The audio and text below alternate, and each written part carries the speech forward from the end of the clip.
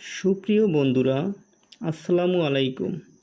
দীর্ঘদিন দারুল কুরআন মডেল মাদ্রাসা বন্ধ থাকায় শ্রেণীকক্ষে, অফিস কক্ষে প্রচুর ধুলো ময়লা জমেছে। তাই গত 3 দিন ধরে পরিষ্কার পরিচ্ছন্নতার কাজ চালিয়ে যাচ্ছি। আপনারা দেখতে পাচ্ছেন এখনও কাজ করছি। মূলত পবিত্র মাহে রমজান, ঈদুল ফিতর সহ বেশ কয়েকটি ছুটি মিলিয়ে দীর্ঘদিন ধরে বন্ধ দেশের স্কুল, কলেজ, মাদ্রাসা ও কারিগরি শিক্ষা প্রতিষ্ঠান। অবশেষে লম্বা সেই ছুটি শেষ হচ্ছে আজ মঙ্গলবার 8ই এপ্রিল। আগামীকাল বুধবার 9ই এপ্রিল খুলছে সব শিক্ষা প্রতিষ্ঠান।